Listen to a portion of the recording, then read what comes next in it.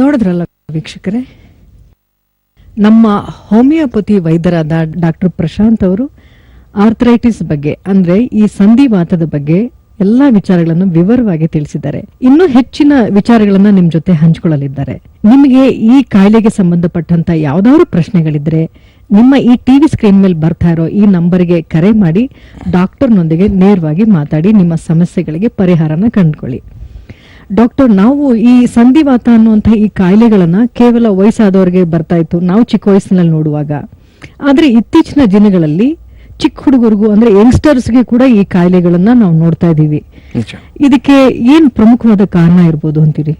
Arthritis ಅನ್ನೋದು ನಾವು correct ಆಗಿ ತಿಳ್ಕೋಬೇಕು, ಅದರದೇ ಆದ ವಿಧಗಳನ್ನ ಕರೆಕ್ಟ್ ಆಗಿ ಡಯಾಗ್ನೋಸ್ ಮಾಡಬೇಕು ಅಂದಲ್ಲಿ more than 100 types of arthritis ಇದೆ. ಆದ್ರೆ ಈ ಒಂದು ಪ್ರೆಸೆಂಟ್ ಜನರೇಷನ್ ಅಲ್ಲಿ ಒಂದು 5 ರಿಂದ 6 ಆರ್ಥರೈಟಿಸ್ ಇದೆ, ತುಂಬಾನೇ ಕಾಮನ್ ಆಗಿ ಈ ಜನಗಳಲ್ಲಿ ಸಫರ್ ಆಗ್ತಾ ಇರೋದು ನೋಡ್ತಾ ಇದೀವಿ. ಆ ಒಂದು ಆರ್ಥರೈಟಿಸ್ ಗಳನ್ನ ನಾವು ನೋಡೋದಾಗಿದ್ರೆ first and foremost osteoarthritis ಅಂತ ಹೇಳ್ಬೋದು. ತುಂಬಾನೇ ಕಾಮನ್ ಆಗಿ ಸಫರ್ ಆಗುವಂತ ಒಂದು ಆರ್ಥರೈಟಿಸ್ ಈ ಆಸ್ಟಿಯೋ ಆರ್ಥರೈಟಿಸ್ ಅಂತ ತಿಳಿಸಬಹುದು. ಎರಡನೇದಾಗಿ ಬಂದ್ಬಿಟ್ಟು ರುಮೆಟೆಡ್ ಆರ್ಥರೈಟಿಸ್ ಅಂತ ಹೇಳ್ತೀವಿ. ಮೂರನೇದಾಗಿ ಕಾಮನ್ ಆಗಿ ನೋಡ್ತಾ ಇರೋದು ಗೌಟಿ ಆರ್ಥರೈಟಿಸ್ ಅಂತ ತಿಳಿಸಬಹುದು. ನಾಲ್ಕನೇದಾಗಿ ಬಂದ್ಬಿಟ್ಟು ಸೋರಿಯಾಟಿಕ್ ಆರ್ಥರೈಟಿಸ್ ಅಂತ ಹೇಳ್ತೀವಿ. ಮತ್ತೆ ಐದನೇದಾಗಿ ಬಂದ್ಬಿಟ್ಟು ಸೆಪ್ಟಿಕ್ ಆರ್ಥರೈಟಿಸ್ ಅಥವಾ ವೈರಲ್ ಆರ್ಥರೈಟಿಸ್ ಅಂತ ಕೂಡ ತಿಳಿಸಬಹುದು. ಈ ಒಂದು 4 ರಿಂದ 5 ಆರ್ಥರೈಟಿಸ್ ಏನಿದೆ ತುಂಬಾನೇ ಕಾಮನ್ ಆಗಿ ಸಫರ್ ಆಗ್ತಾ ಇರೋದು ಪೇಷಂಟ್ ಗಳಲ್ಲಿ ನೋಡ್ತಾ ಇದೀವಿ. ಅದರಲ್ಲೂ ಕ್ಲಿನಿಕಲ್ಲಿ ಎಷ್ಟೋ ಜನ ಪೇಷಂಟ್ಸ್ ಬರ್ತಾರೆ, ನನಗೆ ಜಾಯಿಂಟ್ಸ್ ಪೇನ್ ಇದೆ, ಅದಕ್ಕೆ ಮಾತ್ರೆಗಳನ್ನು ತಗೋತಾ ಇದ್ದೀನಿ, 4 ವರ್ಷ ಆಯ್ತು, 5 ವರ್ಷ ಆಯ್ತು, ಟ್ರೀಟ್ಮೆಂಟ್ ಅನ್ನೋದು ಪಡ್ಕೊಳ್ತಾ ಇದ್ದೀನಿ, ಆದ್ರೆ ತಗೊಂಡಾಗ ನೋವು ಕಮ್ಮಿ ಆಗ್ತಾ ಇರುತ್ತೆ, ಯಾವಾಗ ಆ ಮಾತ್ರೆಗಳನ್ನ ಬಿಟ್ಬಿಡ್ತೀನಿ ಮತ್ತೆ ನೋವು ಅನ್ನೋದು ಶುರು ಆಗ್ತಾ ಇದೆ. ಇದರಿಂದ ಹೊರಗೆ ಯಾವ ರೀತಿ ಬರಬೇಕು, ಕಂಪ್ಲೀಟ್ ಸೊಲ್ಯೂಷನ್ ಸಿಗುತ್ತಾ ಅನ್ನೋದು ಎಷ್ಟೋ ಜನ ಕೇಳ್ತಾ ಇರೋದು ನೋಡ್ತಾ ಇರ್ತೀವಿ. ಆದ್ರೆ ಒಂದು ಟ್ರೀಟ್ಮೆಂಟ್ ವಿಷಯದಲ್ಲಿ ಇಲ್ಲಿ ನೋಡೋದಾಗಿದ್ರೆ ನೋವು ಅನ್ನೋದು ನಮಗೆ ಮೇಲ್ಗಡೆ ಕಾಣಿಸ್ತಾ ಇದೆ, ನೋವಿಗೋಸ್ಕರ ಮಾತ್ರೆಗಳನ್ನು ತಗೋತಾ ಇರ್ತೀವಿ. ಆದ್ರೆ ನೋವು ಅನ್ನೋದು ಬರ್ತಾ ಇದೆ ಅಂದ್ರೆ ನೋವಿನ ಹಿಂದ್ಗಡೆ ಇರೋ ಕಾರಣಗಳನ್ನ ನಾವು ಹಾಗೆ ಬಿಟ್ಬಿಡ್ತೀವಿ. ಯಾಕೆ ಬಂತು ಈ ಕಾಯಿಲೆ ನಿಜವಾಗ್ಲು, ಯಾಕಂದ್ರೆ ಮೇಲ್ಗಡೆ ನಮಗೆ ಕಾಣಿಸ್ತಾ ಇರೋದೇ ಒಂದು ನೋವು, ಅಥವಾ ಆ ಒಂದು ಜಾಯಿಂಟ್ ಅಲ್ಲಿ ಮೂವ್ಮೆಂಟ್ ಅನ್ನೋದು ಮಾಡಕ್ ಆಗ್ತಾ ಇಲ್ಲ, ಅಥವಾ ಆ ಒಂದು ಜಾಯಿಂಟ್ ಅಲ್ಲಿ ಊತ ಕಾಣಿಸ್ತಾ ಇದೆ. ಆ ಸಿಂಟಮೆಟಿಕಲಿ ನಮ್ಗೆ ಮೇಲ್ಗಡೆ ಏನ್ ಸಮಸ್ಯೆ ಕಾಣ್ತಾ ಇರುತ್ತೆ ಅದನ್ನ ಮುಚ್ಚಾಕೋದಕ್ಕೆ ಅಥವಾ ಒಂದು ಟೆಂಪ್ರರಿ ರಿಲೀಫ್ ತಗೊಳ್ಳೋದಕ್ಕೆ ನಾವು ಟ್ರೀಟ್ಮೆಂಟ್ ಅನ್ನೋದು ತಗೋತಾ ಇರ್ತೀವಿ. ಆ ರೀತಿ ಒಂದು ಟ್ರೀಟ್ಮೆಂಟ್ ಅನ್ನೋದು ಪಡ್ಕೊಂಡಾಗ ಏನಾಗ್ತಾ ಇರುತ್ತೆ, ಆ ಒಂದು ತಕ್ಕ ಮಟ್ಟಿಗೆ ಅದರಿಂದ ರಿಲೀಫ್ ಅನ್ನೋದು ಸಿಗ್ತಾ ಇರುತ್ತೆ. ಮತ್ತೆ ಯಾವಾಗ ಆ ಟ್ಯಾಬ್ಲೆಟ್ ಡೋಸೇಜ್ ಮುಗಿದ್ ಬಿಡುತ್ತೆ ಮತ್ತೆ ನೋವಿನ ಇಂಟೆನ್ಸಿಟಿ ಅನ್ನೋದು ತಿರುಗಿ ಬರ್ತಾ ಇರೋದು ನೋಡ್ತಾ ಇದೀವಿ. ಹಾಗಾಗಿ ಆರ್ಥರೈಟಿಸ್ ಅನ್ನೋ ಒಂದು ಲಕ್ಷಣ ಅಥವಾ ಸಮಸ್ಯೆಯಿಂದ ನಾವು ಬಳಲ್ತಾ ಇದೀವಿ ಅಂದ್ರೆ ಫಸ್ಟ್ ಯಾವೊಂದು ಆರ್ಥರೈಟಿಸ್ ಇಂದ ನಾವು ಬಳಲ್ತಾ ಇದೀವಿ ಅನ್ನೋದು ತುಂಬಾ ಮುಖ್ಯ ಆಗುತ್ತೆ. ಕರೆಕ್ಟ್ ಆಗಿ ಅದನ್ನ ನಾವು ಡಯಾಗ್ನೋಸ್ ಮಾಡ್ಕೊಂಡಾಗ ಅದಕ್ಕೆ ಒಂದು ಒಳ್ಳೆ ಟ್ರೀಟ್ಮೆಂಟ್ ಕೊಡೋದ್ರಲ್ಲೂ ಹೆಲ್ಪ್ ಆಗುತ್ತೆ. ಯಾವಾಗ ಡಯಾಗ್ನೋಸಿಸ್ ಕರೆಕ್ಟ್ ಆಗಿ ಆಗಿಲ್ಲ, ಟ್ರೀಟ್ಮೆಂಟ್ ಒಂದು ಆಗ್ತಾ ಇರುತ್ತೆ, ಕಾಯಿಲೆ ಇನ್ನೊಂದು ಆಗ್ತಾ ಇರುತ್ತೆ, ಅದರಿಂದ ಇನ್ನೂ ಕಾಂಪ್ಲಿಕೇಶನ್ಸ್ಗೂ ಒಳಗಾಗೋ ಚಾನ್ಸಸ್ ಇರುತ್ತೆ.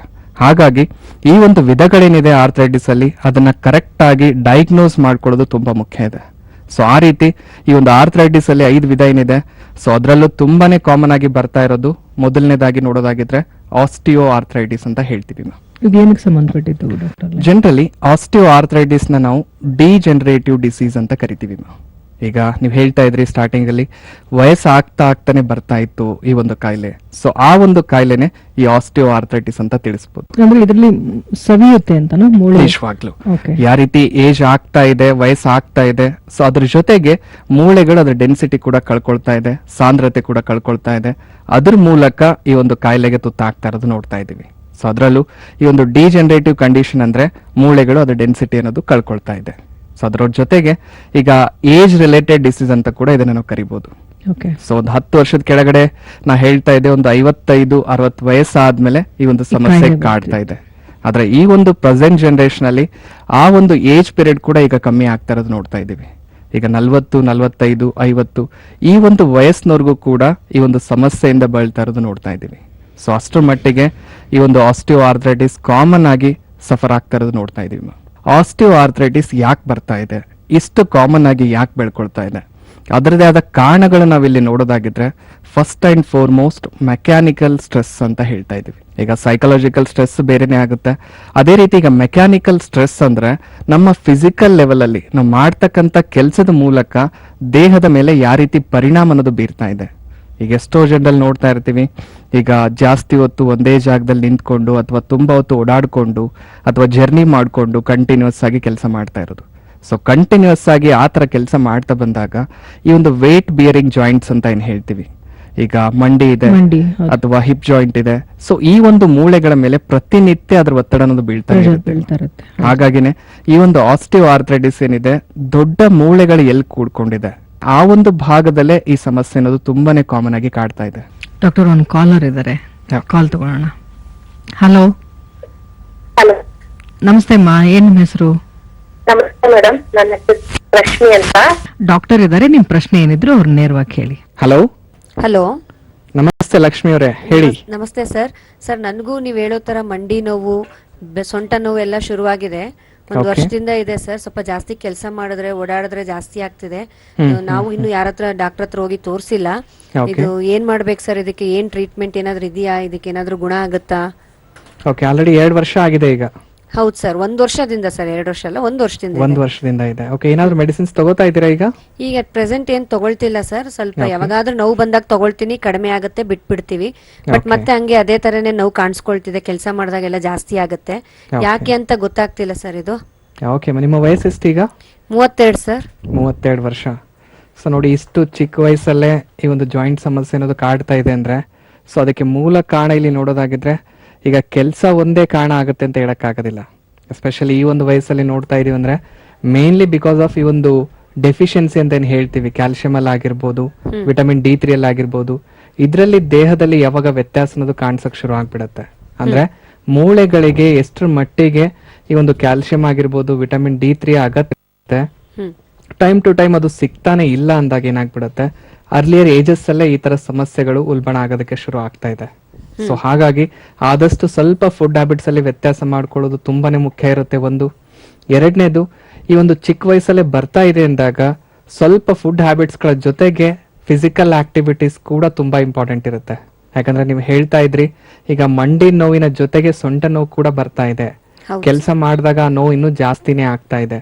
ಅದರ ಅರ್ಥ ಅದರ ಮೇಲೆ ಪ್ರೆಷರ್ ಬಿದ್ದಾಗ್ಲೆಲ್ಲ ಆ ನೋವಿನ ಇಂಟೆನ್ಸಿಟಿ ಬೆಳೀತಾ ಇದೆ. ಸೊ ಹಾಗಿದ್ದಾಗ ಆದಷ್ಟು ಸ್ವಲ್ಪ ಅರ್ಲಿ ಮಾರ್ನಿಂಗ್ ಟೈಮಲ್ಲಿ ಸ್ವಲ್ಪ ವಾಕ್ ಮಾಡ್ಕೊಳ್ಳೋದು, ಫಿಸಿಕಲಿ ಒಂದಿಷ್ಟು ಎಕ್ಸಸೈಸ್ಗಳನ್ನ ಮಾಡ್ಕೊಳ್ಳೋದು ತುಂಬಾನೇ ಮುಖ್ಯ ಆಗುತ್ತೆ. ಸೊ ಹಾಗಾಗಿ ಒಂದ್ಸಲ ಬಂದು ಭೇಟಿ ಆದಲ್ಲಿ ನಿಮ್ಮ ಸಮಸ್ಯೆಯಿಂದ, ಆ ಒಂದು ಕಾಯಿಲೆಯಿಂದ ಹೊರಬರೋದಕ್ಕೆ ನಾವು ಹೆಲ್ಪ್ ಮಾಡ್ತೀವಿ ಅಂತ ತಿಳಿಸ್ಬೋದು. ನಮಸ್ತೆ. ಸರಿ ಸರ್. ಲಕ್ಷ್ಮಿ ಅವರೇ, ಈ ಕಾರ್ಯಕ್ರಮಕ್ಕೆ ಕಾಲ್ ಮಾಡಿದಕ್ಕೆ ಧನ್ಯವಾದಗಳು. ಕೆಲವು ಕಾಯಿಲೆಗಳು ಅನುವಂಶಿಕವಾಗಿ ಕೂಡ ಬರ್ತವೆ. ನಿಜವಾಗ್ಲೂ. ಅದೇ. ಸೊ ಅದರಲ್ಲೂ ಕೂಡ ಈ ಆಸ್ಟಿಯೋ ಆರ್ಥ್ರೈಟಿಸ್ ಕೂಡ ನೋಡ್ತಾ ಇದ್ದೀವಿ. ಆಲ್ಮೋಸ್ಟ್ ಒಂದು 25 to 30% ಚಾನ್ಸಸ್ ಇದೆ ಥ್ರೂ ಫ್ಯಾಮಿಲಿ ಹಿಸ್ಟ್ರಿ ಮೂಲಕ.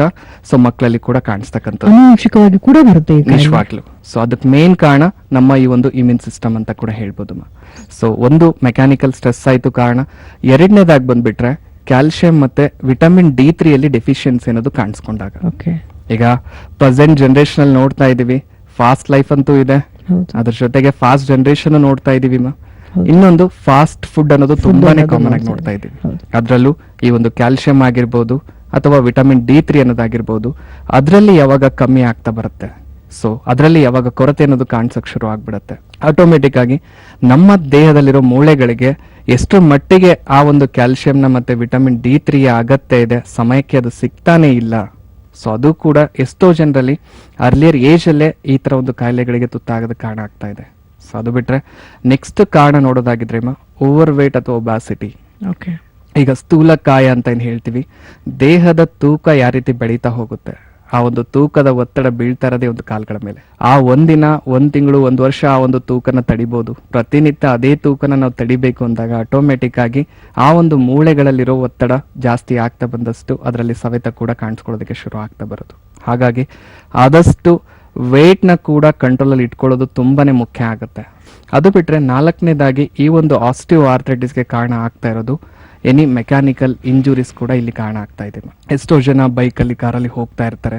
ಆ ಒಂದು ಸಮಯದಲ್ಲಿ ಆಕ್ಸಿಡೆಂಟಲ್ಲಿ ಏನಾದರೂ ಇಂಜುರೀಸ್ ಅಥವಾ ಈ ಒಂದು ಗಾಯಗಳಾದಾಗ, ಸೊ ಒಳಪೆಟ್ಟಲ್ಲಿ ಈ ಒಂದು ಜಾಯಿಂಟ್ನ ಯೂನಿಫಾರ್ಮಿಟಿ ಏನಾದರೂ ಕಳ್ಕೊಂಡಿದೆ, ಅದರ ಶೇಪಲ್ಲಿ ವ್ಯತ್ಯಾಸಗಳಾಗಿದೆ ಅಂದಾಗ ಅದನ್ನ ಮತ್ತೆ ಸರಿಪಡಿಸ್ತಾ ಇದ್ದಾಗ ಆ ಒಂದು ಜಾಯಿಂಟ್ಗಳಲ್ಲಿ ನೋವು ಅನ್ನೋದು ಹಾಗೆ ಓಕೆ. ಅಂದ್ರೆ ಆ ಹಂತದಲ್ಲಿ ಅವ್ರಿಗೆ ಗೊತ್ತಾಗಿರಲ್ಲ, ನಿಜವಾಗ್ಲೂ. ಆಕ್ಸಿಡೆಂಟ್ ಆದಾಗ ಗೊತ್ತಾಗಿರಲ್ಲ, ಹೌದು, ಆ ನೋವು ತುಂಬಾ ದಿನಗಳಾದ್ಮೇಲೆ ಕಾಣಿಸ್ಕೊಳ್ಳೋ ಹಾಗೆ ಪರ್ಸಿಸ್ಟ್ ಆಗೋದಕ್ಕೆ ಶುರು ಆಗ್ತಾ ಬರೋದು.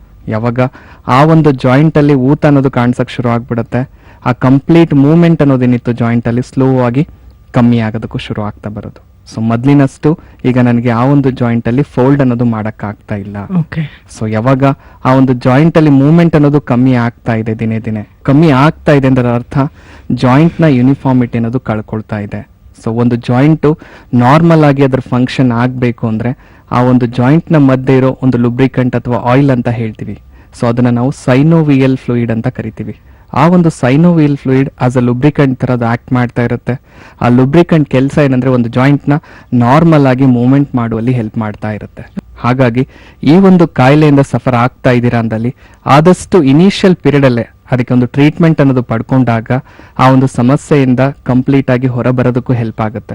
ಅದ್ರ ಜೊತೆಗೆ ಈ ಒಂದು ಕಾಯಿಲೆನ ನಾವು ಡಯಾಗ್ನೋಸ್ ಮಾಡಬೇಕು. ಒಂದಿಷ್ಟು ಪರೀಕ್ಷೆಗಳು ನಾವಿಲ್ಲಿ ನೋಡೋದಾಗಿದ್ರೆ ಫಸ್ಟ್ ಅಂಡ್ ಫಾರ್ಮೋಸ್ಟ್ ಒಂದು ಈ ಒಂದು ಜನರಲ್ ಎಕ್ಸಾಮಿನೇಷನ್ ಮೂಲಕ ಆ ಒಂದು ಜಾಯಿಂಟ್ ನ ಮೂವ್ಮೆಂಟ್ ಮಾಡಿದಾಗ ಸೊ ನಮಗೆ ತಿಳಿಯುತ್ತೆ ಯಾವೊಂದು ಹಂತದಲ್ಲಿದೆ ಈ ಕಾಯಿಲೆ. ಈಗ ನಾರ್ಮಲ್ ಮೂವ್ಮೆಂಟ್ ಆಗ್ತಾ ಇದೆ, ಮೂವ್ಮೆಂಟ್ ಮಾಡಿದಾಗ ನೋವು ಮಾತ್ರ ಇದೆ ಅಂದ್ರೆ ಮೊದಲನೇ ಸ್ಥಾನದಲ್ಲಿದೆ, ಅಥವಾ ಮೂವ್ಮೆಂಟ್ ಜೊತೆಗೆ ಆ ಒಂದು ಜಾಯಿಂಟ್ಗಳಲ್ಲಿ ಒಂದಕ್ಕೊಂದು ಮೂಳೆಗಳು ಟಚ್ ಆಗ್ತಾ ಇದೆ, ಅದರ ಶಬ್ದ ಅನ್ನೋದು ಕೇಳಿಸ್ತಾ ಇದೆ, ರಬ್ ಆಗ್ತಾ ಇರುತ್ತೆ ನಿಜವಾಗ್ಲು. ಓಕೆ. ಆ ಒಂದು ಮೆಡಿಕಲ್ ಟರ್ಮ್ ಅಲ್ಲಿ ನೋಡೋದಾಗಿದ್ರೆ ಕ್ರಿಪಿಟಸ್ ಅಂತ ಹೇಳ್ತೀವಿ. ಸೊ ಆ ಒಂದು ಶಬ್ದ ಅನ್ನೋದು ಕೇಳಿಸ್ತಾ ಇದೆ ಅಂದ್ರೆ ಆಲ್ರೆಡಿ ಈ ಒಂದು ಕಾಯಿಲೆ 2ನೇ ಹಂತಕ್ಕೆ ತಲುಪಿದೆ ಅನ್ನೋ ತರ ನೋಡ್ತಾ ಬರ್ಬೋದು. ಯಾವಾಗ ಆ ಒಂದು ಜಾಯಿಂಟ್ ಮೂವ್ಮೆಂಟ್ ಅನ್ನೋದೇ ಮಾಡಕ್ ಆಗ್ತಿಲ್ಲ, ಕಂಪ್ಲೀಟ್ ಸ್ಟಿಫ್ನೆಸ್ ಅನ್ನೋದು ಅಲ್ಲಿ ಕಾಣಿಸ್ತಾ ಇದೆ ಅಂದ್ರೆ ಸಿವಿಯರ್ ಕಂಡೀಷನ್ಗೂ ಅದು ರೀಚ್ ಆಗ್ತಾ ಇದೆ ಅನ್ನೋದು ಕೂಡ ತಿಳ್ಕೊಳ್ಳೋದಕ್ಕೆ ಹೆಲ್ಪ್ ಆಗುತ್ತೆ. ಸೊ ಒಂದು ಜನರಲ್ ಎಕ್ಸಾಮಿನೇಷನ್ ಮೂಲಕ ಕ್ಲಿನಿಕಲ್ಲಿ ತಿಳ್ಕೊಳ್ಳೋಕೆ ಹೆಲ್ಪ್ ಆಗುತ್ತೆ. ಅದ್ರ ಜೊತೆಗೆ ನಾರ್ಮಲ್ ಒಂದು ಎಕ್ಸ್ರೇ ಮೂಲಕ ಕೂಡ ಆ ಒಂದು ಜಾಯಿಂಟ್ ನ ಕಂಡೀಷನ್ ತಿಳ್ಕೊಳ್ಳೋದಕ್ಕೆ ಹೆಲ್ಪ್ ಆಗ್ತಾ ಇದೆ. ಮತ್ತೆ ಮೂರನೇದಾಗಿ ಒಂದಿಷ್ಟು ಪೇಷಂಟ್ಸ್ ಗಳಲ್ಲಿ ಏನಾಗ್ತಾ ಇದೆ, ಈ ಒಂದು ಜಾಯಿಂಟ್ಸ್ ಅಲ್ಲಿ ನೋವು ಅನ್ನೋದು ಕಾಣ್ತಾ ಇದೆ, ಮೂಳೆಗಳು ಅದ್ರ ಸ್ಟ್ರೆಂತ್ ಅನ್ನೋದು ಹಾಗೆ ಉಳ್ಕೊಂಡಿರುತ್ತೆ. ಆದ್ರೆ ಮೂಳೆಗಳ ಆ ಒಂದು ಜಾಯಿಂಟ್ ನ ರಚನೆ ಏನಿದೆ ಅದು ನಾರ್ಮಲ್ ಆಗಿ ಇಟ್ಕೊಳ್ಳೋದಕ್ಕೆ ಸರೌಂಡಿಂಗ್ ಪಾರ್ಟ್ಸ್ ಅಲ್ಲಿ ಏನ್ ಲಿಗಮೆಂಟ್ಸ್ ಇರುತ್ತೆ, ಆ ಲಿಗಮೆಂಟ್ಸ್ ಏನಾದ್ರೂ ಟಿಯರ್ ಆಗಿದ್ರೆ ಡ್ಯೂ ಟು ಎನಿ ಇಂಜುರಿಯಿಂದ ಅದೇನಾದ್ರೂ ಪೊರದೆ ಹರಿದೋಗಿದ್ರೆ ಆ ಸಮಯದಲ್ಲೂ ಕೂಡ ನೋವು ಅನ್ನೋದು ಪೇಷಂಟ್ ಅಲ್ಲಿ ನೋಡ್ತಾ ಇರ್ತೀವಿ. ಸೊ ಅದನ್ನ ನಾವು ಒಂದು ಸ್ಕ್ಯಾನ್ ನ ಮೂಲಕ ತಿಳ್ಕೊಳ್ಳೋದಕ್ಕೂ ಕೂಡ ಹೆಲ್ಪ್ ಆಗ್ತಾ ಇದೆ. ಸೊ ಈ ಒಂದು ಪರೀಕ್ಷೆಗಳು ಈ ಒಂದು ಆಸ್ಟಿಯೋ ಆರ್ಥ್ರೈಟಿಸ್ ನ ನಾವು ಕರೆಕ್ಟ್ ಆಗಿ ಡಯಾಗ್ನೋಸ್ ಮಾಡೋದ್ರಲ್ಲಿ ಹೆಲ್ಪ್ ಆಗ್ತಾ ಇದೆ. ಆ ಒಂದು ಡಯಾಗ್ನೋಸಿಸ್ ನ ಬೇಸ್ ಮೇಲೆನೆ ಈ ಒಂದು ಮೆಡಿಸಿನ್ಸ್ ನ ನಾವು ಕರೆಕ್ಟ್ ಆಗಿ ಪ್ರೊವೈಡ್ ಮಾಡೋದ್ರಲ್ಲೂ ಕೂಡ ಹೆಲ್ಪ್ ಆಗ್ತಾ ಇದೆ ಪೇಷಂಟ್ಸ್ ಅಲ್ಲಿ. ಇದು first and foremost osteo arthritis. ಅದು ಬಿಟ್ರೆ ಸೆಕೆಂಡ್ ಮೋಸ್ಟ್ ಕಾಮನ್ ಆಗಿ ಸಫರ್ ಆಗ್ತಾ ಇರೋದು ರುಮೆಟೆಡ್ ಆರ್ಥ್ರೈಟಿಸ್ ಅಂತ ತಿಳಿಸಬಹುದು. ಈಗ ಆಸ್ಟಿಯೋ ಆರ್ಥ್ರೈಟಿಸ್ ನ ನಾವು ಡಿಜೆನರೇಟಿವ್ ಡಿಸೀಸ್ ಅಂತ ಹೇಳ್ತಾ ಇದ್ದೆ. ವಯಸ್ಸಾಗ್ತಾ ಆಗ್ತಾ ಮೂಳೆಗಳ ಶಕ್ತಿ ಕಳ್ಕೊಳ್ತಾ ಇದೆ, ಹಾಗಾಗಿ ಬರ್ತಾ ಇದೆ ಅಂತ ತಿಳಿಸ್ತಾ ಇದ್ವಿ. ಅದೇ ತರ ರುಮೆಟೆಡ್ ಆರ್ಥ್ರೈಟಿಸ್ ನಾವಿಲ್ಲಿ ಡಿಫೈನ್ ಮಾಡೋದಾಗಿದ್ರೆ ಇದನ್ನ ನಾವು ಅಟೋ ಇಮ್ಯೂನ್ ಡಿಸೀಸ್ ಅಂತ ಕರಿತಾ ಇದ್ದೀವಿ.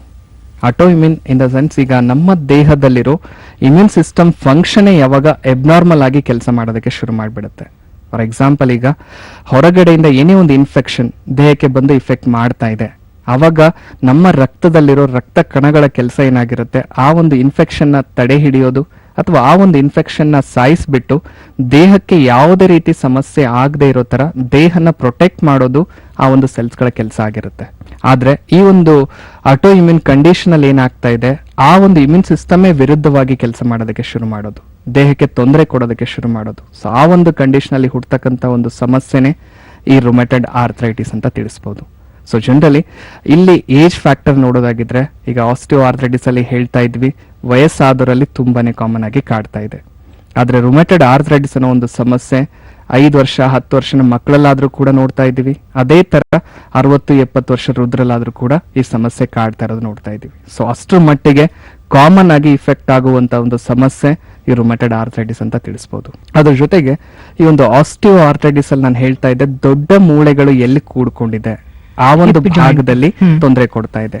ಅದೇ ತರ ಒಂದು ಡಿಫರೆನ್ಸ್ ವೈಸ್ ಇಲ್ಲಿ ನೋಡೋದಾಗಿದ್ರೆ ರುಮೆಟೆಡ್ ಆರ್ಥ್ರೈಟಿಸ್ ಅಲ್ಲಿ ಇಫೆಕ್ಟ್ ಆಗುವಂತ ಜಾಯಿಂಟ್ಸ್ ಸ್ಮಾಲರ್ ಜಾಯಿಂಟ್ಸ್, ಎಸ್ಪೆಷಲಿ ಈ ಒಂದು ಫಿಂಗರ್ ಜಾಯಿಂಟ್ಸ್ ಏನಿದೆ ಕೈ ಬೆರಳುಗಳಲ್ಲಿ ಈ ಒಂದು ಸಮಸ್ಯೆ ಅನ್ನೋದು ಪೇಷಂಟ್ಸ್ ಗಳು ಎದುರಿಸ್ತಾ ಇರೋದು ನೋಡ್ತಾ ಇದೀವಿ.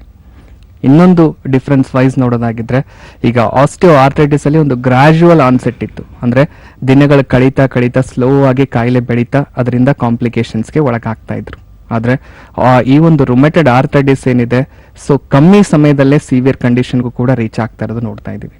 ಅದರಲ್ಲಿ ಎಸ್ಪೆಷಲಿ ಈ ಒಂದು ಫಿಂಗರ್ ಜಾಯಿಂಟ್ಸ್ ಅಲ್ಲಿ ಅದು ಇಫೆಕ್ಟ್ ಆಗ್ತಾ ಇದೆ ಅಂದಾಗ ಇನಿಷಿಯಲಿ ಇಲ್ಲಿ ಕೂಡ ನೋವಿನ ಜೊತೆಗೆ ಸ್ಟಾರ್ಟ್ ಆಗ್ತಾ ಇದೆ. ಆ ನೋವು ಅನ್ನೋದು ಕಾಡ್ತಾ ಇದೆ ಅಂದಾಗ ಶಾರ್ಟ್ ಟೈಮ್ ಅಲ್ಲೇ ಅದ್ರ ಕಾಂಪ್ಲಿಕೇಶನ್ಸ್ ಕೂಡ ಎದುರಿಸ್ತಾ ಇರೋದು ಪೇಷಂಟ್ಸ್ ಅಲ್ಲಿ ನೋಡ್ತಾ ಇದೀವಿ. ಆ ಒಂದು ಕಾಂಪ್ಲಿಕೇಶನ್ಸ್ ವೈಸ್ ನೋಡೋದಾಗಿದ್ರೆ ಅರ್ಲಿ ಮಾರ್ನಿಂಗ್ ಸ್ಟಿಫ್ನೆಸ್ ಅಂತ ಹೇಳ್ತೀವಿ. ಅಂದ್ರೆ ಮುಂಚೆನೆ ಎದ್ದು ಕೂಡ್ಲೇನೆ ಆ ಒಂದು ಜಾಯಿಂಟ್ಸ್ ಅಲ್ಲಿ ಮೂವ್ಮೆಂಟ್ ಅನ್ನೋದು ಮಾಡಕ್ ಆಗ್ತಿಲ್ಲ ನನಗೆ, ಒಂದು ಲೋಟ ಕೂಡ ಎತ್ತಕ್ಕಾಗೋದಿಲ್ಲ, ಅಷ್ಟರ ಮಟ್ಟಿಗೆ ನನ್ನ ಕೈಯಲ್ಲಿ ನೋವು ಅನ್ನೋದು ಬರ್ತಾ ಇದೆ, ಒಂದು ಅರ್ಧ ಗಂಟೆ 1 ಅವರ್ ಆ ನೋವು ಅನ್ನೋದು ಹಾಗೆ ಪರ್ಸಿಸ್ಟ್ ಆಗ್ತಾ ಇದೆ. ಯಾವ ರೀತಿ ದಿನ ಬೆಳೀತಾ ಹೋಗುತ್ತೆ, ಟೈಮ್ ಬೆಳೀತಾ ಹೋಗುತ್ತೆ, ಸ್ವಲ್ಪ ನೋವು ಅನ್ನೋದು ನನಗೆ ಕಮ್ಮಿ ಆಗ್ತಾ ಇದೆ. ಅಂದ್ರೆ ಮುಂಜಾನೆ ಸಮಯದಲ್ಲಿ ಏನ್ ಚಳಿ ಇರುತ್ತೆ ಆ ಒಂದು ಸಮಯದಲ್ಲಿ ಸ್ಟಿಫ್ನೆಸ್ ಅನ್ನೋದು ಈ ಒಂದು ಜಾಯಿಂಟ್ಸ್ ಅಲ್ಲಿ ತುಂಬಾನೇ ಕಾಮನ್ ಆಗಿ ನೋಡ್ತಾ ಇದ್ದೀವಿ. ಅದಕ್ಕೆ ವೆದರ್ ಕಾರಣ ಮಾತ್ರ ಅಂತಾರೆ. ನಿಜವಾಗ್ಲೂ ಅದು ಕೂಡ ಕಾರಣ ಆಗೋ ಚಾನ್ಸಸ್ ಇರುತ್ತೆ. ಎಸ್ಪೆಷಲಿ ಅದರಲ್ಲೂ ಕೂಡ ರೊಮ್ಯಾಟೆಡ್ ಆರ್ಥ್ರೈಟಿಸ್ ಈ ಒಂದು ರೇನಿ ಸೀಸನ್ ಏನಿದೆ, ವಿಂಟರ್ ಸೀಸನ್ ಏನಿದೆ, ತುಂಬಾನೇ ನೋವು ಕೊಡ್ತಾ ಇದೆ. ಓಕೆ. ಸೊ ಅದ್ರ ಜೊತೆಗೆ ಈ ಒಂದು ಸ್ಟಿಫ್ನೆಸ್ ಅನ್ನೋದು ಮುಂಜಾನೆ ಟೈಮಲ್ಲಿ ತುಂಬಾನೇ ಜಾಸ್ತಿ ಇದೆ. ಅದಾದ್ಮೇಲೂ ಹಾಗೆ ನೆಗ್ಲೆಕ್ಟ್ ಮಾಡ್ತಾ ಇದ್ದೀವಿ. ಯಾಕಂದ್ರೆ ಈ ಒಂದು ರೊಮ್ಯಾಟೆಡ್ ಆರ್ಥ್ರೈಟಿಸ್ ಒಂದ್ಸಲ ಡಯಾಗ್ನೋಸ್ ಆದ್ಮೇಲೆ ಎಷ್ಟೋ ಜನ ಪೇಷಂಟ್ಸ್ ಕ್ಲಿನಿಕಲ್ಲಿ ಬಂದಾಗ ಹೇಳ್ತಿರ್ತಾರೆ 8 ವರ್ಷ ಆಯ್ತು ಇದು ಡಯಾಗ್ನೋಸ್ ಆಗಿದೆ, 10 ವರ್ಷ ಆಯ್ತು, ಮಾತ್ರೆಗಳನ್ನ ತಗೋತಾ ಇದ್ದೀವಿ, ಇದಕ್ಕೆ ಎಂಡ್ ಅನ್ನೋದಿಲ್ಲ, ಹೇಗಾದ್ರೂ ಲೈಫ್ ಲಾಂಗ್ ತಗೊಳ್ಳೇಬೇಕು. ಸೊ ಆ ತರ ಕೂಡ ಪೇಷಂಟ್ ಹೇಳ್ತಾ ಇರೋದು ನೋಡ್ತಾ ಇದ್ದೀವಿ. ಯಾಕಂದ್ರೆ ಎಷ್ಟೋ ಪೇಷಂಟ್ ಅಲ್ಲಿ ಇದು ವಾಸಿನೇ ಆಗಲ್ಲ ಅನ್ನೋದು ಕೂಡ ಪೇಷಂಟ್ಗಳಲ್ಲಿ ಕ್ಲಾರಿಟಿ ತಗೋತಾ ಇರೋದು ನೋಡ್ತಾ ಇದ್ದೀವಿ. ಆದ್ರೆ ಈ ಒಂದು ಕಾಯಿಲೆಗೆ ಹೋಮಿಯೋಪತಿಯಲ್ಲಿ ಒಳ್ಳೆ ಟ್ರೀಟ್ಮೆಂಟ್ ಕೂಡ ಇದೆ. ಯಾಕಂದ್ರೆ ಬೇಸಿಕಲಿ ನಾವಿಲ್ಲಿ ಕಾನ್ಸಂಟ್ರೇಟ್ ಮಾಡ್ತಾ ಇರೋದು ಮೇಲ್ಗಡೆ ಇರೋ ಲಕ್ಷಣಗಲ್ಲ, ಈ ಒಂದು ಇಮ್ಯೂನ್ ಸಿಸ್ಟಮ್ ಏನ್ ಅಬ್ನಾರ್ಮಲ್ ಆಗಿ ಫಂಕ್ಷನ್ ಆಗ್ತಾ ಇದೆ ಆ ಒಂದು ಫಂಕ್ಷನ್ ನ ಸರಿಪಡಿಸೋದಕ್ಕೆ ಇಲ್ಲಿ ಹೆಲ್ಪ್ ಮಾಡ್ತಾ ಇದ್ದೀವಿ. ಸೊ ಅದ್ರ ಮೂಲಕ ಆ ಒಂದು ಸಮಸ್ಯೆಯಿಂದ ಆಗುವಂತ ಕಾಂಪ್ಲಿಕೇಶನ್ಸ್ ಅವಾಯ್ಡ್ ಆಗೋದಕ್ಕೆ ಹೆಲ್ಪ್ ಆಗ್ತಾ ಇದೆ. ಅದೇ ರೀತಿ ಅದರಿಂದ ಬರ್ತಕ್ಕಂಥ ಸಮಸ್ಯೆಗಳನ್ನು ಕೂಡ ತೆಗೆದುಹಾಕೋದಕ್ಕೂ ಕೂಡ ಹೆಲ್ಪ್ ಆಗ್ತಾ ಇದೆ. 1 ಮಿನಿಟ್ ಡಾಕ್ಟರ್, ಇನ್ನೊಂದು ಕಾಲ್ ತಗೊಳ್ಳೋಣ. ಹಲೋ, ನಮಸ್ತೆ ಮೇಡಮ್. ನಮಸ್ತೆ. ಏನ್ ನಿಮ್ಮ ಹೆಸರು? ಮಂಜುನಾಥ್ ಮಾತಾಡ್ತಿರೋದು ಮೇಡಮ್, ಬೆಂಗಳೂರಿಂದ. ಮಂಜುನಾಥ್ ಅವರು ಮೈಸೂರಿಂದ? ಬೆಂಗಳೂರಿಲ್ಲ ಮೇಡಮ್, ಬ್ಯಾಂಗ್ಳೂರಿಂದನಾ? ಮಂಜುನಾಥ್ ಅವರೇ, ಡಾಕ್ಟರ್ ಟಿವಿಲಿ ಪ್ರೋಗ್ರಾಮ್ ನೋಡ್ತಿತ್ತು ಮೇಡಮ್, ಚೆನ್ನಾಗಿ ಖುಷಿ ಆಯ್ತು ನಮ್ಗೆ, ಚೆನ್ನಾಗಿ ಪ್ರೋಗ್ರಾಮ್ ಬರ್ತಾ ಇತ್ತು. Thank you. ಹಲೋ ಮಂಜುನಾಥ್ ಅವರೇ, ನಿಮ್ದು ಏನೇ ಸಮಸ್ಯೆಗಳಿದ್ರು, ಏನೇ ಪ್ರಶ್ನೆಗಳಿದ್ರು ಡಾಕ್ಟರ್ ಹತ್ರನೇ ನೇರವಾಗಿ ಮಾತಾಡಿ. ಓಕೆ. Yes doctor, please. ನಮಸ್ತೆ ಸರ್. ನಮಸ್ತೆ ಮಂಜುನಾಥ್ ಅವರೇ, ಹೇಳಿ ಏನ್ ಸಮಸ್ಯೆ ಆಗಿತ್ತು? ಹಾ ಸರ್, ನಮ್ದು ತಾಯಿಯವರಿಗೆ ಜಾಯಿಂಟ್ ಪೇನ್ ಸಮಸ್ಯೆ ಇದೆ ಸರ್, ಮಂಡಿ ನೋವಿದೆ 2 ಕಾಲಲ್ಲಿ. ಓಕೆ ಹೌದು ಸರ್. ಓಕೆ, ಎಷ್ಟು ದಿವಸ ಆಯ್ತು ಈಗ ಮಂಜುನಾಥ್ ಅವರೇ? ಅವ್ರಿಗೆ ಒಂದು 4 ಇಯರ್ಸ್ ಇಂದ ಇದೆ ಸರ್ ಇದು. 4 ವರ್ಷ ಆಗಿದೆ. ಓಕೆ, ನಿಮ್ಮ ತಾಯಿಯ ವಯಸ್ಸು ಎಷ್ಟಿದೆ ಈಗ? 52 ವರ್ಷ ಇದೆ ಸರ್. 52 ವರ್ಷ. ಹೌದು. ಓಕೆ, ಸೊ 4 ವರ್ಷದಿಂದ ಈಗ ಸಮಸ್ಯೆ ಕಾಣ್ತಾ ಇದೆ ಅಂತ ಹೇಳ್ತಾ ಇದ್ದೀರಾ. ಟ್ರೀಟ್ಮೆಂಟ್ ಏನಾದ್ರು ತಗೊಳ್ತಾ ಇದ್ದಾರಾ? ಹೌದು ಸರ್, ಇವಾಗ ಪೇನ್ ಜಾಸ್ತಿ ಆದ್ರೆ ಡಾಕ್ಟರ್ಗೆ ಕನ್ಸಲ್ಟ್ ಮಾಡ್ತೀವಿ, ಅವ್ರು ಮೆಡಿಸಿನ್ಸ್ ಕೊಡ್ತಾರೆ. ಕಡಿಮೆ ಆಗುತ್ತೆ, ಮತ್ತೆ ಏನಾದ್ರು ಸಮಸ್ಯೆ ಬಂದ್ರೆ ಮತ್ತೆ ಹೋಗ್ತಾ ಇರ್ತೀವಿ ಸರ್. ಮೆಡಿಸಿನ್ ತಗೊಂಡ್ರೆ ಕಡಿಮೆ ಆಗುತ್ತೆ, ಮತ್ತೆ ಜಾಸ್ತಿ ಆಗ್ತಾ ಇರುತ್ತೆ. ಓಕೆ, ಸೊ ಒಂದು ನೋಡಿ, ನೀವು ಹೇಳ್ತಾ ಇದ್ದೀರಾ ಮಂಡಿ ನೋವು ಬರ್ತಾ ಇದೆ, 4 ವರ್ಷ ಆಯ್ತು. ಸೊ ಅಂದ್ರೆ ಮೇಲ್ಗಡೆ ಮಂಡಿ ಅಥವಾ ಈ ಒಂದು ಜಾಯಿಂಟ್ ಅಲ್ಲಿ ನೋವು ಬರ್ತಾ ಇದೆ ಅಂದಾಗ ನೋವಿಗೋಸ್ಕರ ಮಾತ್ರ ನಾವು ಟ್ರೀಟ್ಮೆಂಟ್ ತಗೊಳ್ತಾ ಇರ್ತೀವಿ. ಈಗ ನೋವು ಬರ್ತಾ ಇದೆ ಅಂದ್ರೆ ಅದ್ರ ಹಿಂದ್ಗಡೆ ಒಂದು ಕಾರಣ ಅನ್ನೋದು ಇದ್ದೇ ಇರುತ್ತೆ.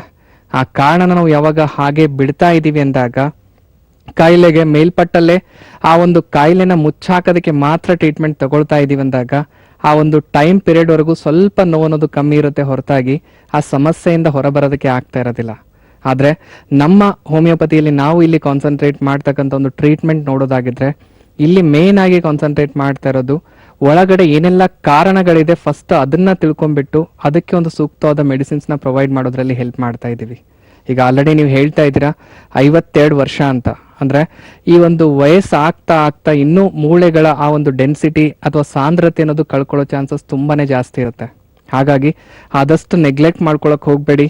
ಯಾಕಂದ್ರೆ ಈ ಒಂದು ಕಾಯಿಲೆನ ನೆಗ್ಲೆಕ್ಟ್ ಮಾಡ್ತಾ ಹೋದಷ್ಟು ಅದರಿಂದ ಕಾಂಪ್ಲಿಕೇಶನ್ಸ್ ಒಳಗಾಗೋದು ಪೇಷಂಟ್ಸ್ ಗಳಲ್ಲಿ ನೋಡ್ತಾ ಇದೀವಿ.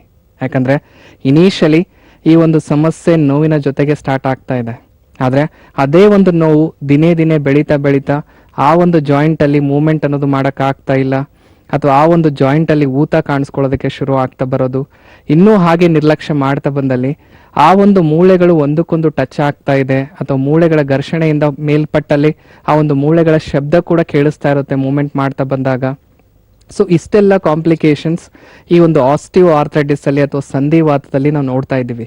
ಹಾಗಾಗಿ ಆದಷ್ಟು ಇನಿಷಿಯಲ್ ಪೀರಿಯಡ್ ಅಲ್ಲೇ ಇದಕ್ಕೊಂದು ಟ್ರೀಟ್ಮೆಂಟ್ ಅನ್ನೋದು ಪಡ್ಕೊಂಡಾಗ ಕಾಂಪ್ಲಿಕೇಶನ್ಸ್ ನ ಅವಾಯ್ಡ್ ಮಾಡೋದಕ್ಕೂ ಹೆಲ್ಪ್ ಆಗುತ್ತೆ, ಅದೇ ರೀತಿ ಆ ಒಂದು ಕಾಯಿಲೆಯಿಂದ ಸಂಪೂರ್ಣವಾಗಿ ಹೊರಬರಕ್ಕೂ ಹೆಲ್ಪ್ ಆಗುತ್ತೆ. ಸೊ ಹಾಗಾಗಿ ನಮ್ಮ ಹೋಮಿಯೋಪತಿ ಅನ್ನೋದು ಬೆಂಗಳೂರಲ್ಲೂ ಕೂಡ ಅದರ ಶಾಖೆಗಳಿದೆ. ಒಂದ್ಸಲ ನಮ್ಮ ಹೋಮಿಯೋಪತಿಗೆ ಬಂದು ಭೇಟಿಯಾಗಿ ಪ್ರೆಸೆಂಟ್ ಕಂಡೀಷನ್ ನ ತಿಳ್ಕೊಂಡ್ಬಿಟ್ಟು ಒಂದು ಸೂಕ್ತವಾದ ಟ್ರೀಟ್ಮೆಂಟ್ ಪ್ರೊವೈಡ್ ಮಾಡೋದ್ರಲ್ಲಿ ಹೆಲ್ಪ್ ಮಾಡ್ತೀವಿ ಅಂತ ತಿಳಿಸಬಹುದು ನೋಡಿ. ನಮಸ್ತೆ. ಓಕೆ ಸರ್, ಒಮ್ಮೆ ಬಂದು ಕ್ಲಿನಿಕ್ಗೆ ಭೇಟಿ ಆಗ್ತೀವಿ. ಓಕೆ, ಥ್ಯಾಂಕ್ ಯು ಮಾಹಿತಿ ಕೊಟ್ಟಿದ್ದಕ್ಕೆ. ಥ್ಯಾಂಕ್ ಯು ಮಂಜುನಾಥ್ ಅವರೇ ಕರೆ ಮಾಡೋದಕ್ಕೆ. ಹೋಪ್ ನಿಮ್ಮ ಕರೆಯಿಂದ ನಿಮ್ಮ ಪ್ರಶ್ನೆಗಳಿಗೆ ಉತ್ತರ ಸಿಕ್ಕಿದೆ ಅಂತ ನಾನು ನಂಬ್ತೀನಿ. Thanks for calling. ನಾನು ಆಗ್ಲೇ ಕೇಳೋಣ ಅಂತ ಅನ್ಕೊಂಡೆ. ಸಾಮಾನ್ಯವಾಗಿ ಈ ಸಮಸ್ಯೆ ಬಂದಾಗ ಸರ್ಜರಿ ಅಂತ ಹೋಗೋದಕ್ಕೆ ಎಲ್ಲರೂ ಹೆದರ್ತಾರೆ. ವಯಸ್ಸಾದವರೆಲ್ಲ ಸರ್ಜರಿ ಮಾಡಿಸ್ಕೊಂಡ್ಮೇಲೆ ನನಗೆ ತುಂಬಾ ಕಾಂಪ್ಲಿಕೇಟೆಡ್ ಆಯ್ತು, ಅದಕ್ಕೆ ಮುಂಚೆ ಎಷ್ಟಾದ್ರೂ ಸ್ವಲ್ಪ ಮೂವ್ಮೆಂಟ್ ಇತ್ತು ನನಗೆ ಅಂತ ಹೇಳ್ತಾರೆ. ಸೊ ಈ ಕಾಯಿಲೆಗಳಿಗೆ ಹೆಚ್ಚು ಸರ್ಜರಿಗೆ ಜನ ಹೆದರೋದ್ರಿಂದ ನಮ್ಮ ಹೋಮಿಯೋಪತಿಯಲ್ಲಿ ಯಾವ ರೀತಿಯ ಚಿಕಿತ್ಸೆ ಡಿಫ್ರೆಂಟ್ ಆಗಿ ಇಲ್ಲಿ ಕೊಡೋಕೆ ಸಾಧ್ಯ ಅಥವಾ ಕೊಡ್ತಾ ಇದ್ದೀವಿ ಅಂತ ಜನರಿಗೆ ತಿಳಿಸಿ. ಬೇಸಿಕಲಿ ಈಗ ಈ ಒಂದು ರುಮ್ಯಾಟೆಡ್ ಆರ್ಥ್ರೈಟಿಸ್ ಅಲ್ಲಿ ಟ್ರೀಟ್ಮೆಂಟ್ ವೈಸ್ ನೋಡೋದಾಗಿದ್ರೆ ಫಸ್ಟ್ ಅಂಡ್ ಫಾರ್ಮೋಸ್ಟ್ ನಮ್ಮ ಒಂದು ಇಮ್ಯೂನ್ ಸಿಸ್ಟಮ್ ಫಂಕ್ಷನ್ ನ ಸರಿಪಡಿಸೋದು ತುಂಬಾ ಮುಖ್ಯ ಇದೆ. ಅದ್ರ ಜೊತೆಗೆ ಆ ಒಂದು ಇಮ್ಯೂನ್ ಸಿಸ್ಟಮ್ ನ ಮೂಲಕ ಯಾವೊಂದು ಜಾಯಿಂಟ್ಸ್ ಗಳಿಗೆ ಇದು ಹರಡ್ತಾ ಇದೆ. ಈಗ ಮುಂಜಾನೆ ಎದ್ದ ಕೂಡಲೇ ಒಂದು ಜಾಯಿಂಟ್ಸ್ ಅಲ್ಲಿ ಮೂವ್ಮೆಂಟ್ ಅನ್ನೋದು ಮಾಡಕ್ ಆಗ್ತಾ ಇಲ್ಲ, ಅದೇ ತರ ಹಾಗೆ ನಿರ್ಲಕ್ಷ್ಯ ಮಾಡ್ತಾ ಬಂದಲ್ಲಿ ಅದೇ ಒಂದು ಜಾಯಿಂಟ್ ಅಲ್ಲಿ ಊತ ಕಾಣಿಸ್ಕೊಳ್ತಾ ಇದೆ. ಸ್ಲೋ ಆಗಿ ಊತ ಬೆಳೀತಾ ಬೆಳೀತಾ ಆ ಒಂದು ಜಾಯಿಂಟ್ ಗಳ ಶೇಪ್ ಕೂಡ ಕಳ್ಕೊಳ್ತಾ ಇದೆ. ಸೊ ಅದನ್ನೇ ನಾವು ಡಿಫಾರ್ಮಿಟಿ ಅಂತ ಕೂಡ ಹೇಳ್ತಾ ಇದೀವಿ. ಅಂದ್ರೆ ಮೂಳೆಗಳು ಸೊಟ್ಟ ಆಗ್ತಾ ಬರ್ತಾ ಇದೆ, ಅದರ ಶೇಪ್ ಅನ್ನೋದು ಕಳ್ಕೊಳ್ತಾ ಇದೆ ಕಂಪ್ಲೀಟ್ ಆಗಿ. ಒಂದು ಸಲ ಡಿಫಾರ್ಮಿಟಿ ಸ್ಟೇಜ್ಗೆ ರೀಚ್ ಆಗಿದೆ ಅಥವಾ ಮೂಳೆಗಳು ಸೊಟ್ಟ ಆಗಿದೆ ಅಂದಾಗ ಯಾವುದೇ ಒಂದು ಮೆಡಿಸಿನ್ಸ್ ಇಂದನೂ ಸರಿಪಡಿಸೋದಕ್ಕೆ ಸಾಧ್ಯ ಇಲ್ಲ. ಸೊ ಹಾಗಾಗಿ ರುಮ್ಯಾಟೆಡ್ ಆರ್ಥ್ರೈಟಿಸ್ ಪೇಷಂಟ್ಸ್ ಗಳಲ್ಲಿ ನಾವು ಕ್ಲಿಯರ್ ಆಗಿ ಹೇಳ್ತಾ ಇರ್ತೀವಿ, ಈ ಒಂದು ಡಿಫಾರ್ಮಿಟಿ ಆಗೋಕ್ಕಿಂತ ಮುಂಚೆನೆ ಅದಕ್ಕೊಂದು ಟ್ರೀಟ್ಮೆಂಟ್ ಅನ್ನೋದು ಪಡ್ಕೊಂಡಾಗ ಈ ಒಂದು ಕಾಂಪ್ಲಿಕೇಶನ್ಸ್ ಇಂದ ದೂರ ಇರೋದಕ್ಕೆ ಸಾಧ್ಯ ಆಗುತ್ತೆ. ಈ ಒಂದು ಕಾಯಿಲೆನ ಡಯಾಗ್ನೋಸ್ ಮಾಡೋದಕ್ಕೆ ಈಗ ಆಸ್ಟಿಯೋ ಆರ್ಥ್ರೈಟಿಸ್ ಅಲ್ಲಂತೂ ಒಂದು ಎಕ್ಸ್ರೇ ಅಥವಾ ಸ್ಕ್ಯಾನ್ ಮೂಲಕ ನಾವು ತಿಳ್ಕೊಳ್ಳೋದಕ್ಕೆ ಹೆಲ್ಪ್ ಆಗ್ತಾ ಇತ್ತು. ಅದೇ ರೀತಿ ರುಮ್ಯಾಟೆಡ್ ಆರ್ಥ್ರೈಟಿಸ್ ನ ಡಯಾಗ್ನೋಸ್ ಮಾಡಬೇಕು ಅಂದ್ರೆ ಅದರದೇ ಆದ ರಕ್ತ ಪರೀಕ್ಷೆ ಅನ್ನೋದು ತುಂಬಾನೇ ಇಂಪಾರ್ಟೆಂಟ್ ಆಗ್ತಾ ಬರುತ್ತೆ. ಈ ಒಂದು ರಕ್ತ ಪರೀಕ್ಷೆಗಳಲ್ಲಿ ನೋಡೋದಾಗಿದ್ರೆ ಫಸ್ಟ್ ಅಂಡ್ ಫಾರ್ಮೋಸ್ಟ್ CRP ಅಂತ ಹೇಳ್ತೀವಿ, ಅಂದ್ರೆ ಸಿ ರಿಯಾಕ್ಟಿವ್ ಪ್ರೋಟೀನ್ ಅಂತ ಹೇಳ್ತೀವಿ. 0 ಇಂದ 6 ವರೆಗೂ ಅದನ್ನ ನಾವು ನಾರ್ಮಲ್ ಅಂತ ಕನ್ಸಿಡರ್ ಮಾಡ್ತೀವಿ. ಯಾವಾಗ ಅದು 6ಕ್ಕಿಂತಲೂ ಜಾಸ್ತಿ ಆಗ್ತಾ ಇದೆ, ಹಾಗೆ ಬೆಳ್ಕೊಂಡು ಹೋಗ್ತಾ ಇದೆ ಅಂದಾಗ ದೇಹದಲ್ಲಿ ಆ ಒಂದು ಇನ್ಫೆಕ್ಷನ್ ರೇಟ್ ಅನ್ನೋದು ದಿನೇ ದಿನೇ ಬೆಳೀತಾ ಇದೆ.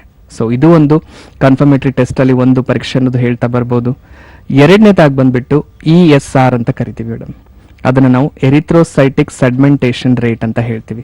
0 ಇಂದ 20 ವರೆಗೂ ಅದನ್ನ ನಾರ್ಮಲ್ ಅಂತ ಕನ್ಸಿಡರ್ ಮಾಡ್ತೀವಿ. ಯಾವಾಗ ಅದು 20ಗಿಂತಲೂ ಎಕ್ಸಿಡ್ ಆಗ್ತಾ ಇದೆ, ಅದು ಹಾಗೆ ಬೆಳ್ಕೊಂಡು ಹೋಗ್ತಾ ಇರೋ ಒಂದು ಸ್ಥಿತಿ ಈ ಒಂದು ರುಮ್ಯಾಟೆಡ್ ಆರ್ಥ್ರೈಟಿಸ್ ಅಲ್ಲಿ ನೋಡ್ತಾ ಬರ್ಬೋದು.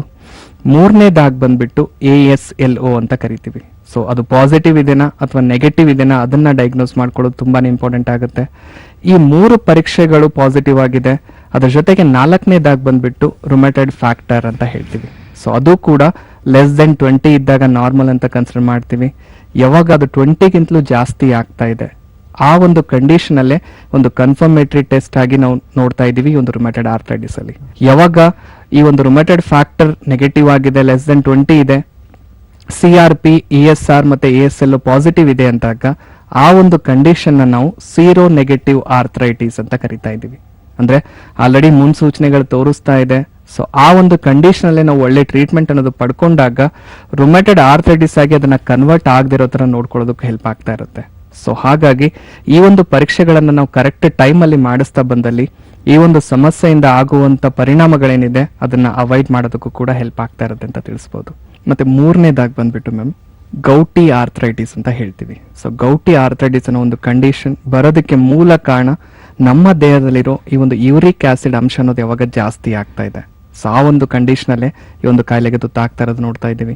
ಎಸ್ಪೆಷಲಿ ಆ ಒಂದು ಕಾಯಿಲೆ ತುತ್ತಾಗೋದಕ್ಕೆ ಮೂಲ ಕಾರಣ ನಮ್ಮ ಒಂದು ಬ್ಯಾಡ್ ಹ್ಯಾಬಿಟ್ಸ್ ಕೂಡ ಇಲ್ಲಿ ಕಾರಣ ಆಗ್ತಾ ಇದೆ. ಸೊ ಆ ಒಂದು ಬ್ಯಾಡ್ ಹ್ಯಾಬಿಟ್ಸ್ ನೋಡೋದಾಗಿದ್ರೆ ಒಂದು ಸಿಗರೇಟ್ ಸ್ಮೋಕಿಂಗ್ ಆಗಿರ್ಬೋದು, ಆಲ್ಕೋಹಾಲ್ ಕನ್ಸಂಪ್ಷನ್ ಆಗಿರ್ಬೋದು, ರೆಗ್ಯುಲರ್ ಆಗಿ ಇದಕ್ಕೆ ಕಂಡೀಷನ್ಗೆ ಏನು ಎಕ್ಸ್ಪೋಸ್ ಆಗ್ತಾ ಇದ್ದಾರೆ, ಕಂಟಿನ್ಯೂಸ್ ಆಗಿ ತಗೋತಾ ಇದ್ದಾರೆ, ದೇಹದ ಮೇಲೆ ಅದರ ಪರಿಣಾಮ ಅನ್ನೋದು ಬೀಳ್ತಾ ಇದೆ. ಅದೇ ತರ ಗೌಟಿ ಆರ್ಥ್ರೈಟಿಸ್ ಅಲ್ಲಿ ನೋಡೋದಾಗಿದ್ರೆ ಕಾಲಿನ ಹೆಬ್ಬೆರಳಿನ ಮೂಲಕ ಈ ಸಮಸ್ಯೆ ಅನ್ನೋದು ಸ್ಟಾರ್ಟ್ ಆಗ್ತಾ ಇದೆ. ಈ ಒಂದು ಕಾಲಿನ ಹೆಬ್ಬೆರಳಲ್ಲಿ ಒಂದು ಜಾಯಿಂಟ್ ಅಲ್ಲಿ ಇನ್ಫ್ಲಮೇಷನ್ ಅಂತ ಹೇಳ್ತೀವಿ. ಅಂದ್ರೆ ಊತ ಅನ್ನೋದು ಕಾಣಿಸಕ್ ಶುರು ಆಗೋದು, ಆ ಊತದ ಜೊತೆಗೆ ಆ ಒಂದು ಪಾರ್ಟು ರೆಡ್ ಆಗಕ್ ಶುರು ಆಗ್ಬಿಡತ್ತೆ, ಆ ಜಾಯಿಂಟ್ ಅಲ್ಲಿ ಮೂವ್ಮೆಂಟ್ ಅನ್ನೋದು ಕಮ್ಮಿ ಆಗಕ್ ಶುರು ಆಗ್ಬಿಡತ್ತೆ, ನೋವು ಅನ್ನೋದು ತುಂಬಾನೇ ಜಾಸ್ತಿ ಬೆಳ್ಕೊಳ್ಳೋದಕ್ಕೂ ಶುರು ಆಗ್ತಾ ಬರುತ್ತೆ. ಸೊ ಈ ರೀತಿ ಈ ಒಂದು ಗೌಟಿ ಆರ್ಥ್ರೈಟಿಸ್ ಅಲ್ಲಿ ಕಾಡ್ತಕ್ಕಂಥ ಸಮಸ್ಯೆಗಳು ನಾವು ನೋಡ್ತಾ ಇದ್ದೀವಿ. ಅದು ಬಿಟ್ರೆ 4ನೇದಾಗಿ ಕಾಡ್ತಕ್ಕಂಥ ಒಂದು ಆರ್ಥ್ರೈಟಿಸ್ ನೋಡೋದಾಗಿದ್ರೆ ಸೋರಿಯಾಟಿಕ್ ಆರ್ಥ್ರೈಟಿಸ್ ಅಂತ ಹೇಳ್ತಾ ಇದ್ದೀವಿ. ಈ ಒಂದು ಸೋರಿಯಾಟಿಕ್ ಆರ್ಥ್ರೈಟಿಸ್ ಅನ್ನೋದು ಸೊ ಇದನ್ನು ಕೂಡ ನಾವು ಆಟೋ ಇಮ್ಯೂನ್ ಡಿಸೀಸಸ್ ಅಲ್ಲೇ ನೋಡ್ತಾ ಇದ್ದೀವಿ. ಒಂದು ಸೋರಿಯಾಸಿಸ್ ಅನ್ನೋ ಒಂದು ಸ್ಕಿನ್ ಸಮಸ್ಯೆ ಮೂಲಕ ಈ ಒಂದು ಕಾಯಿಲೆ ಹುಟ್ಕೊಳ್ತಾ ಇದೆ. ಆ ಒಂದು ಸ್ಕಿನ್ ಸಮಸ್ಯೆ ಅನ್ನೋದು ಸ್ಟಾರ್ಟ್ ಆದಾಗ ಎಷ್ಟೋ ಜನ ಈಗ ಸ್ಕಿನ್ ಸಮಸ್ಯೆ ಅಂದ ಕೂಡಲೇ ನಾವು ಏನ್ ಮಾಡ್ತೀವಿ, ಮೇಲ್ಗಡೆ ಆಯಿಂಟ್ಮೆಂಟ್ ಹಚ್ಚೋದು, ಸೊ ಸ್ವಲ್ಪ ಮಟ್ಟಿಗೆ ಆಯಿಲ್ಗಳನ್ನು ಯೂಸ್ ಮಾಡೋದು. ಸೊ ಆ ಥರ ಆ ಮೇಲ್ಮಟ್ಟಲ್ಲೇ ಯಾವಾಗ ಟ್ರೀಟ್ಮೆಂಟ್ ತಗೊಂಡು ಅದನ್ನು ನೆಗ್ಲೆಕ್ಟ್ ಮಾಡ್ತಾ ಹೋಗ್ತಾ ಇದ್ವಿ. ಆ ನೆಗ್ಲೆಕ್ಟ್ ಮಾಡ್ತಾ ಹೋದಷ್ಟು ಏನಾಗ್ಬಿಡುತ್ತೆ, ಒಳಗಡೆ ದಿನೇ ದಿನೇ ಆ ಕಾಯಿಲೆ ಅನ್ನೋದು ಬೆಳ್ಕೊಂಡು ಹೋಗ್ತಾನೆ ಇದೆ. ಯಾವಾಗ ಆ ಕಾಯಿಲೆ ದಿನೇ ದಿನೇ ಬೆಳ್ಕೊಂಡು ಹೋಗಕ್ಕೆ ಶುರು ಮಾಡಿಬಿಡುತ್ತೆ, ಅದೇ ಒಂದು ಸಮಸ್ಯೆ ಒಳಮಟ್ಟಲ್ಲಿ ಮೂಳೆಗಳಿಗೂ ಕೂಡ ಹರಡೋದಕ್ಕೆ ಶುರು ಆಗ್ತಾ ಇದೆ. ಸೊ ಆವಾಗ ಮೂಳೆಗಳು ಅಲ್ಲಿ ಇನ್ವಾಲ್ವ್ ಆಗಕ್ಕೆ ಶುರು ಆಗ್ತಾ ಇದೆ. ಆ ಒಂದು ಜಾಯಿಂಟ್ಸ್ ಅಲ್ಲೂ ಕೂಡ ಅದ್ರ ಮೂಲಕ ನೋವು ಅನ್ನೋದು ಪೇಷಂಟ್ ಅಲ್ಲಿ ಅನುಭವಿಸ್ತಾ ಇರೋದು ನೋಡ್ತಾ ಇದ್ದೀವಿ. ಸೊ ಆ ಒಂದು ಕಂಡೀಷನ್ನೇ ನಾವು ಸೋರಿಯಾಟಿಕ್ ಆರ್ಥ್ರೈಟಿಸ್ ಅಂತ ಹೇಳ್ತಾ ಇದ್ದೀವಿ. ಸೊ ಇದನ್ನ 4ನೇ ಕಂಡೀಷನ್ ನೋಡ್ತಾ ಇರೋದು. 5ನೇದಾಗಿ ಮೋಸ್ಟ್ ಕಾಮನ್ ಆಗಿ ಈ ಒಂದು 3 ರಿಂದ 4 ವರ್ಷದಲ್ಲಿ ಕಾಮನ್ ಆಗಿ ಸಫರ್ ಆಗ್ತಾ ಇರೋದು ಒಂದು ಆರ್ಥ್ರೈಟಿಸ್ ಅಂದ್ರೆ ಈ ಒಂದು ವೈರಲ್ ಆರ್ಥ್ರೈಟಿಸ್ ಅಂತ ಹೇಳ್ಬೋದು, ಅಥವಾ ಚಿಕನ್ ಗುನ್ನೆ ಅಂತ ಹೇಳ್ಬೋದು. ತುಂಬಾನೇ ಕಾಮನ್ ಆಗಿ ಸಫರ್ ಆಗ್ತಾ ಇದ್ದಾರೆ. ಏನಿದು ಚಿಕನ್ ಗುನ್ನೆ ಅಥವಾ ವೈರಲ್ ಆರ್ಥ್ರೈಟಿಸ್ ನೋಡೋದಾಗಿದ್ರೆ, ರಕ್ತದಲ್ಲಿ ಇನ್ಫೆಕ್ಷನ್ ಆಗೋ ಮೂಲಕ ಈ ಒಂದು ಸಮಸ್ಯೆ ಅನ್ನೋದು ಎದುರಿಸ್ತಾ ಇರೋದು ಪೇಷಂಟ್ ಅಲ್ಲಿ ನೋಡ್ತಾ ಇದ್ದೀವಿ. ಸೊ ರಕ್ತದಲ್ಲಿ ಇನ್ಫೆಕ್ಷನ್ ಆಗ್ತಾ ಇದೆ ಅಂದಾಗ ಇನಿಷಿಯಲಿನೇ ಈ ಒಂದು ಜಾಯಿಂಟ್ಸ್ ಅಲ್ಲಿ ನೋವು ಅನ್ನೋದು ಕಾಡ್ತಾ ಇಲ್ಲ. ಸೊ ಫಸ್ಟು ಈ ಒಂದು ವೈರಲ್ ಫೀವರ್ ಅಂತ ಹೇಳ್ತೀವಿ, ಅಂದ್ರೆ ಜ್ವರ, ಕೆಮ್ಮು, ನೆಗಡಿ ಈ ತರ ಒಂದಿಷ್ಟು ಲಕ್ಷಣಗಳು ಕಾಡೋದಕ್ಕೆ ಶುರು ಆಗ್ಬಿಡುತ್ತೆ. ಆ ಒಂದು ಲಕ್ಷಣಗಳು ಕಾಣಿಸಾದ್ಮೇಲೆ ಒಂದು ವಾರ ಅಥವಾ 15 ದಿನಗಳಾದ್ಮೇಲೆ ಸ್ಲೋ ಆಗಿ ಜಾಯಿಂಟ್ಸ್ ಅಲ್ಲೂ ಕೂಡ ನೋವು ಅನ್ನೋದು ಶುರು ಆಗ್ತಾ ಬರೋದು. ಸೊ ಅದ್ರ ಮೂಲಕ ಬರ್ತಕ್ಕಂಥ ಒಂದು ಸಮಸ್ಯೆನೆ ಈ ಒಂದು ವೈರಲ್ ಆರ್ಥ್ರೈಟಿಸ್ ಅಂತ ತಿಳಿಸ್ಬೋದು.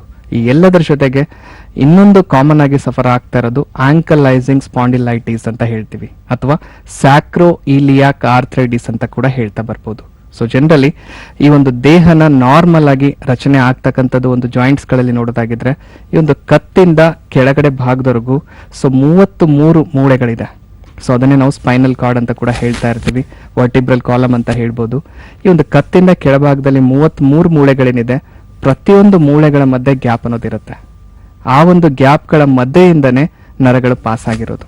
ಸೊ ಈಗ ಅದೇ ನರಗಳು ಪ್ರತಿಯೊಂದು ದೇಹದ ಭಾಗಕ್ಕೂ ಸಪ್ಲೈ ಆಗಿರೋದು.